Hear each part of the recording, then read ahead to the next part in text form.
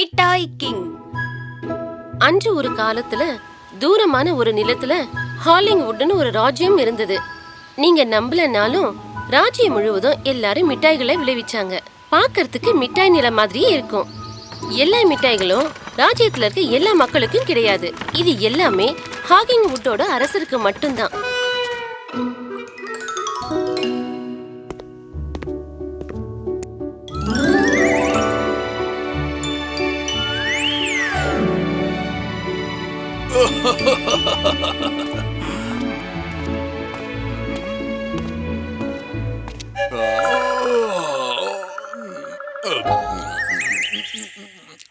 காலை வணக்கம் அரசரே. இன்னைக்கு உங்களுக்காக புளிப்பு மிட்டாய். இது உங்களுக்கு பிடிக்கும் நினைக்கிறேன். ஆமா, இவ்வளவு சுவையான முட்டாய் செஞ்ச செஃப்புக்கு இதை என்னோட பரிசா கொண்டு போய் கொடுங்க. கண்டிப்பா கொடுத்துறேன் அரசரே. எப்படியும் அந்த செஃப் இங்கல்ல, அதனால இது கண்டிப்பா அவருக்கு கிடைக்கவே கிடைக்காது. இங்க பாத்தீங்கன்னா ஒரு அரசரா இவர் யாருக்குமே எப்பவுமே நல்ல உதாரணமா இருந்ததே கிடையாது. எப்பவும் நேர்மையற்றவராகவும் சோம்பேறியாகவும் இருந்தாரு. காலை சாப்பாடு எங்க? அரசரே, புளிப்பு மிட்டாயும் ஆம்லெட்டும் எடுத்துட்டு வந்திருக்கேன். மதுபானத்தோட கம்மி பேர் ஜூஸும் எடுத்துட்டு வந்திருக்கேன். கொடுங்க கொடுங்க கொடுங்க. உங்களோட கடுமையான உழைப்புக்கு நான் தங்க காசு கொடுத்தனே, அது வந்து சேர்ந்துருச்சா? அரசரே, காலையில நீங்க மிட்டாய் சாப்பிடும் போது தங்க காசு கொடுக்கறேன்னு சொன்னீங்க. ஆனா இதுவரைக்கும் நீங்க கொடுக்கவே இல்ல. ஓ, நான் கொடுக்கலையா? மறந்துட்டேன்னு நினைக்கிறேன். சரி, இந்தாங்க. உன்னோட நேர்மைக்காக இத வச்சுக்க. பட்லர் சொன்னது பொய் தான். அரசர் எப்பவும் மிட்டாய் பத்தியே நினைச்சிட்டு இருக்கிறதுனால அரசர் எப்பவுமே திசை திருப்பி அவர் செய்யறது எல்லாத்தையும் மறக்கடிச்சிடுறாரு. அரசரோட டிமாண்ட் எல்லாம் தாங்க முடியாம மக்கள் எல்லாரும் வருத்தத்துல இருந்தாங்க. இருந்தாலும் அவங்களுக்கு தேவையானதை அரசர்கிட்ட இருந்து எப்படி வாங்கணும்ன்றது அவங்களுக்கு தெரியும். காரியம் ஆகணும்னா அரசருக்கு மிட்டாய் கொடுத்தா போதும். அரசவை இப்ப ஆரம்பிக்குது. அட கடவுளே, என் நிலத்தை இவன் ஆக்கிரமிச்சுட்டான். இப்ப அதுல உழவு செஞ்சுக்கிட்டு இருக்கான். அது ஒண்ணு இவனுக்கு சொந்தமானது இல்ல அரசே. நிலத்துல நான் கால் வைக்கும் போது இவன் அங்க இல்லவே இல்ல. அது இவனோட நிலமா இருந்திருந்தா எல்லா நேரமும் இவன் அங்கதானே இருந்திருக்கணும். எல்லா நேரத்திலயும் நான் என்னுடைய நிலத்துல இருக்கணும்னு அவசியம் இல்லையே. ஆனா என்னோட நிலம் அவனுக்கு நல்லாவே தெரியும். ஒருவேளை இருக்கலாம், ஆனா நான் இப்ப அதை திருப்பிலாம் தரமாட்டேன். ஒரு நிமிஷம், அந்த நிலத்துல நீ என்ன விளைவிச்சிட்டு இருந்த? எல்லாமே அரசே, பழங்களும் காய்கறிகளும். என்னது? அப்ப மிட்டாய்கள்? அரசரே, அந்த நிலத்துல நான் பாதிக்கு மேல மிட்டாய்களை விளைவிச்சு அரசருக்கு கொண்டு வந்து தர தயாரா இருக்கேன். இது எனக்கு பிடிச்சிருக்கு. அப்ப அந்த நிலம் உனக்கு தான் சொந்தம். இன்னைக்கு அரசவை முடிஞ்சது. அரசருக்கு நேர்மையான சில அமைச்சர்கள் இருந்தாங்க. அரசரோட நடத்தையும் நாட்டுல நடக்கிறத பார்த்தோம் அவங்க ரொம்ப வருத்தப்பட்டாங்க. அரசே, உண்மைக்கு மாறா நீங்க ஒரு தவறான தீர்ப்பை சொல்லிருக்கீங்க. தயவு செஞ்சு நிறுத்துங்க. சில நேரங்கள்ல நீங்க என்ன சொல்ல வரீங்கிறது எனக்கு புரிய மாட்டேங்குது. அரசரே, அவர் என்ன சொல்ல வர்றாருன்னா அந்த நிலம் காய்கறி விளைய வச்சவருக்கு தான் சொந்தமானது. ஆமா, ஆனா மிட்டாய்? எனக்கு ஒண்ணுமே புரியல அரசே. இதே மாதிரி நாம போய்கிட்டு இருந்தா நம்ம நாடு பெரிய ஆபத்துல மாட்டுறதுக்கு வாய்ப்பு இருக்கு. நம்மளோட பெரிய சாம்ராஜ்யம் இப்ப அழிவை நோக்கி போய்கிட்டு இருக்கு. மிட்டாய்க்காக அரசர் சுயநலமா செயல்படுறாருன்னு மக்களுக்கு தெரிஞ்சா நிறைய குற்றங்கள் நடக்க வாய்ப்பு இருக்கு. அரசரே, உங்களை எல்லாரும் மிட்டாய் அரசர்னு கூப்பிடுறாங்க. மிட்டாய் அரசரா? எனக்கு அது ரொம்ப பிடிச்சிருக்கு. சரி, நீங்க எல்லாரும் இப்ப போலாம். என்னோட செஃப் எங்க இருக்காரு? எனக்கு நோகட் சமைச்சு தரதா சொல்லி இருக்காரு. அரசர் தன்னுடைய பேச்சை கேட்காததை நினைச்சு வருத்தப்பட்ட அமைச்சர்கள் எல்லாம் ஒரு வார்த்தை கூட பேசாம திரும்ப போயிட்டாங்க. ஒண்ணு தெரியுமா, மிட்டாய் அரசர் சிறுவனா இருந்த போது அவரோட பெற்றோர் ரொம்ப ஸ்ட்ரிக்டா இருந்தாங்க. குழந்தையா இருக்கிறதுனால ஒரு மிட்டாய் கூட சாப்பிட கொடுக்க மாட்டாங்க. அதனாலதான் அரசர் அவருக்கு எவ்வளவு தேவையோ அவ்வளவு மிட்டாய்களை சாப்பிடுறது அவரோட உரிமைன்னு நினைச்சுக்கிட்டு இருக்காரு. அவர் வளர்ந்துகிட்டு இருக்கும் போதும் சரி, வளர்ந்த பிறகும் சரி, அவங்க பெற்றோர் அவரை மிட்டாய் சாப்பிட விடாததுனால அவங்க மேல கோவமா இருந்தாரு. இப்ப அவர் அரசர் ஆனதுக்கு அப்புறம் கூட எல்லா விஷயத்துக்கும் அவர் அவங்க பெற்றோர்களையே குறை சொல்லிக்கிட்டு இருந்தாரு. ஆனா கூடிய விரைவிலேயே ஒரு பெரிய பிரச்சனையை அவர் சந்திக்க போறாரு. அரசரே, என் அன்புக்கும் மரியாதைக்கும் உரிய அரசரே, இந்த அவையின் நிரந்தர அரசரே, எங்களுடைய மிட்டாய் அரசரே, உங்களுடைய வீரத்துக்கும் அறிவுக்கும் நான் அடி பணியிறேன். நீ யாருன்னு சொல்லு. நான் ஒரு வழிபோக்க வேலை தேடி நான் இங்க வந்திருக்கேன். நான் தனியாவும் பசியோடவும் தாகத்தோடவும் இருந்தேன். இந்த நிலத்துல மிட்டாய் விளையிறதும் அரசர் மிட்டாயை மட்டும் சாப்பிடுறதையும் கேட்டு இங்க வந்தேன். நான் இதை சொல்றதுக்கு என்ன மன்னிச்சிருங்க அரசரே. இந்த அரசவை சரியா இல்லைங்கிறத நான் உணர்ந்தேன்.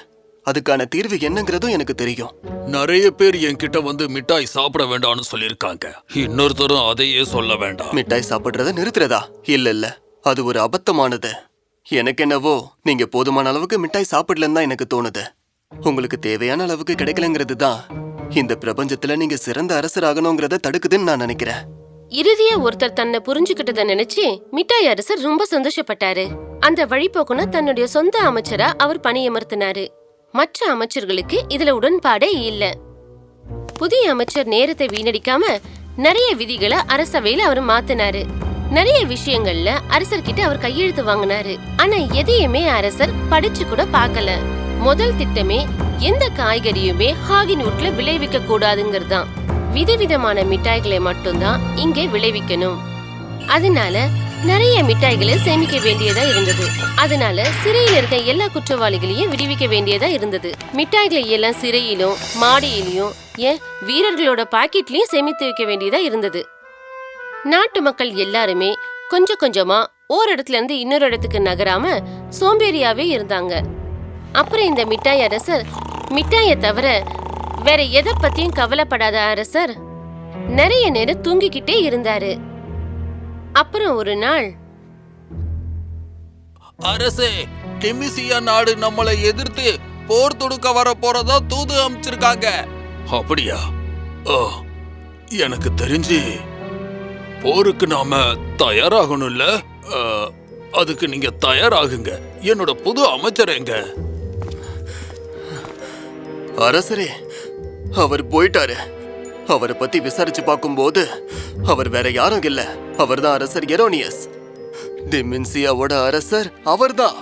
இப்போ அவர்தான் நமக்கு எதிராக போர் புரிய வராரு. நம்ம கிட்ட இப்ப எதுவுமே இல்ல அரசே. ஆயுதங்கள் கிடையாது. நம்மள நாமளே பாதுகாக்கவும் முடியாது. நம்ம இப்ப என்ன பண்றது? எல்லா தங்கத்தையும் அவர் எடுத்துட்டு போயிட்டாரு. நம்ம எதுவுமே பண்ண முடியாது அரசே. முதல் முறையா நம்முடைய அரசர் திடீர்னு தன்னுடைய இருக்கையிலிருந்து எழுந்திருச்சாரு. தன்னுடைய நாட்டுக்கு தான் செஞ்சதை நினைச்சு வருத்தப்பட்டாரு. முன்ன பின்ன தெரியாத வெளிநபருக்கு எல்லா சலுகையும் கொடுத்தது தப்புன்னு வெக்கப்பட்டு அவர் தலை குனிஞ்சாரு. நான் உங்க எல்லார்கிட்டையும் மன்னிப்பு கேட்டுக்கிறேன். தன்னோட ஆசையும் சுயநலத்தையும் மறந்து மக்களுக்காக பாடுபடுற அரசர் தான் உங்களுக்கு வேணும். நான் உங்களுக்கு மிகப்பெரிய இழப்பை ஏற்படுத்தியிருக்கேன். இருந்தாலும் நீங்க என் பக்கம்தான் இன்னமும் இருக்கீங்க. நான் உங்களுக்கு ஒரு உறுதி அளிக்கிறேன். அந்த மன்னர் இரேனியஸ் என்னோட மக்களையும் என்னோட நாட்டையும் அபகரிக்கிறத நான் விடவே மாட்டேன். எல்லா மக்களுக்கும் நான் அழைப்பு விடுக்கிறேன். நாம எல்லாரும் ஒன்றிணைஞ்சு இந்த போர்ல வெற்றி பெறணும்.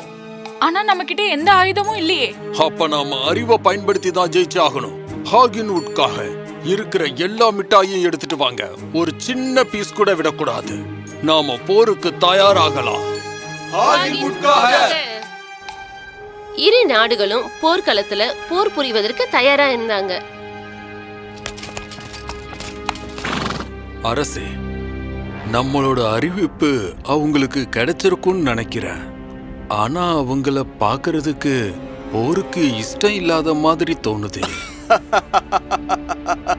எனக்கு தெரிஞ்ச அவங்க கிட்ட மிட்டாய் மட்டும் தான் இருக்கு. அந்த சோம்பேறித்தனத்தால அவங்களாலேயே காப்பாத்திக்க முடியாது. தாக்குங்கன்னு தானே அவங்க சொன்னாங்க.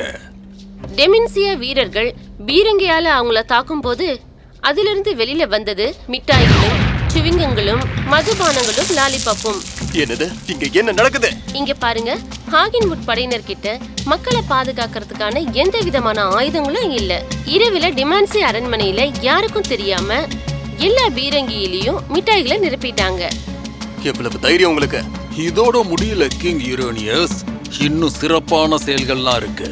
நம்மளோட ஆயுதங்களையும் அந்த இயந்திரங்களையும் கொண்டு வாங்க. ஹாகின்வுட் மக்கள் எல்லாருமே இரவு முழுவதும் கண் விழிச்சு மிட்டாய் பாகுகளும் கேஸ் பலூன்களும் உருவாக்குனாங்க. நிறைய ஒட்டக்கூடிய நெகோட்டின்ஸும் உருவாக்குனாங்க. போர்லயும் ஜெயிச்சாங்க. ஓ, இது அப்படியே ஒட்டுது. ஆ, மிட்டாய் பாகு. ஓ, மிட்டாய் பாகு. ஓ, ஓ, ஓ, என்னால நகர முடியல. அரசர் எரோனியஸ்க்கும் என்னது? உன்னை சுத்தி மிட்டாய் இருக்கறனால நீ சொல்ற எதுவுமே எனக்கு கேட்கல. மிட்டாய் பாகுல மாட்டிட்டு இருந்த கிங் எரோனியஸ் வெளியில எடுத்தாங்க. கேண்டி கிங்க ஏமாத்துறதுக்காக அவர்கிட்ட மன்னிப்பும் கேட்டாரு. சரியா மக்களை கவனிக்காம அரசாட்சி செய்யாம இருந்தது என்னோட தப்பு தான். ஆனா இப்ப நான் பாடம் கத்துக்கிட்டேன்.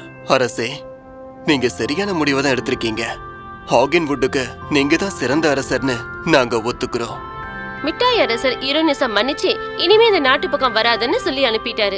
ஹாகின்வுட் முழுவதும் மிட்டாய்களை விளைவிக்கிறத நிறுத்திட்டு பழங்களையும் காய்கறியும் விளைவிக்க ஆரம்பிச்சாங்க.